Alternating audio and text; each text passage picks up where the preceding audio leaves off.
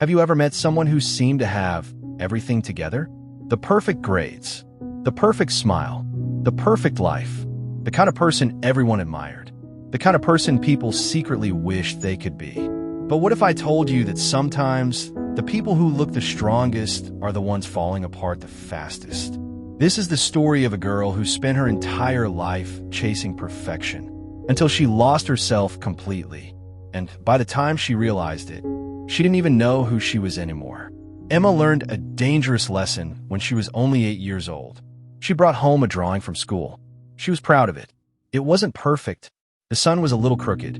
The trees looked funny, but she had worked hard on it. She ran into the living room, smiling. "Mom, look what I made." Her mother looked at the drawing. For a moment, Emma waited for praise. Instead, her mother pointed at a corner.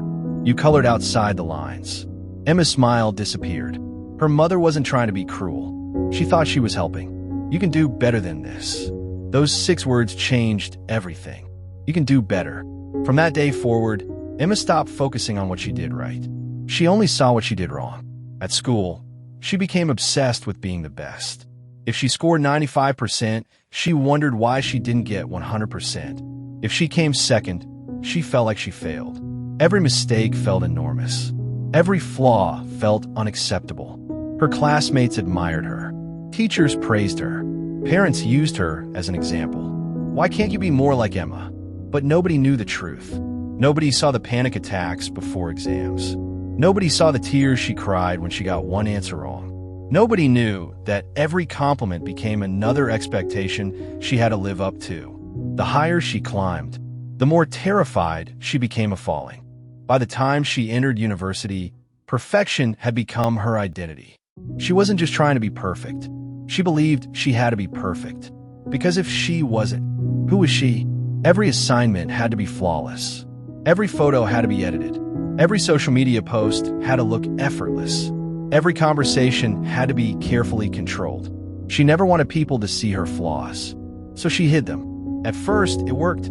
People admired her. They called her inspiring, successful, disciplined, beautiful. But there was a problem. The more she hid her imperfections, the lonelier she became, because nobody really knew her. They only knew the version she allowed them to see. One evening, Emma sat alone in her apartment. She opened social media. Picture after picture filled her screen. Perfect vacations, perfect relationships, perfect careers, perfect lives. Everyone looked happy. Everyone looked successful. Everyone looked ahead of her. Her chest tightened. No matter how much she achieved, it never felt like enough. She felt trapped in a race she couldn't win. Because every time she reached a goal, the finish line moved further away. Then she met Noah. Noah was different. He wasn't obsessed with perfection. He laughed at his mistakes. He admitted when he was wrong. He didn't pretend to have everything figured out. At first, Emma didn't understand him. How could someone be so comfortable being imperfect? One day, they were sitting in a coffee shop. Emma accidentally spilled coffee on the table. Immediately, she apologized. Over and over. "I'm so stupid." Noah looked confused. "You spilled coffee." "I know. So it was careless." Noah laughed. "It's coffee, Emma. Not a crime." For some reason, his words stayed with her. Because deep down, she couldn't remember the last time she treated herself with that kind of kindness. Around midnight, her phone rang. It was Noah. He immediately knew something was wrong. "Talk to me." At first, she refused. But eventually, the truth poured out. Everything. The pressure, the fear, the constant need to be perfect, the feeling that she was never enough. When she finished speaking, there was silence. Then Noah asked a question. A simple question. One that changed her life. "Who are you trying so hard to impress?" Emma opened her mouth, then stopped, because she didn't know. Was she trying to impress her parents? Her teachers? Her friends? Strangers online? Herself? She had spent so many years chasing approval. She couldn't remember why she started. That night, she barely slept. The question echoed through her mind. Who are you trying to impress? The next morning, she stood in front of a mirror. For the first time in years, she looked at herself honestly. Not the filtered version, not the polished version, not the perfect version, the real version.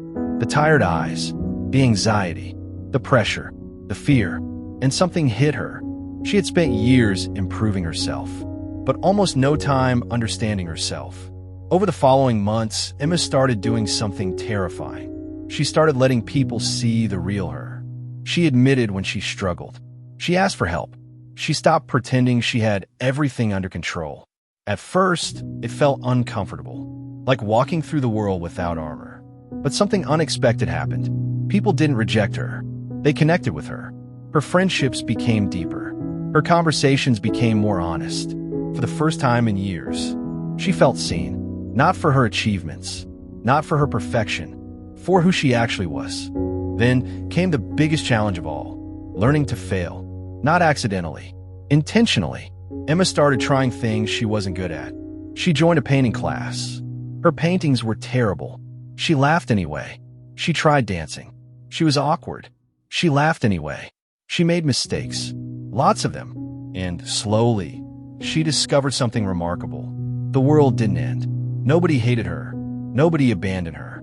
The thing she feared most wasn't nearly as terrifying as she imagined. One afternoon, while cleaning her apartment, she found an old box. Inside was a drawing. The drawing she made when she was 8 years old. The one with the crooked sun. The one colored outside the lines. She stared at it for a long time. Then she smiled, because she finally understood something. That little girl wasn't trying to be perfect. She was simply trying to create something she loved. The perfectionism came later. The fear came later. The pressure came later.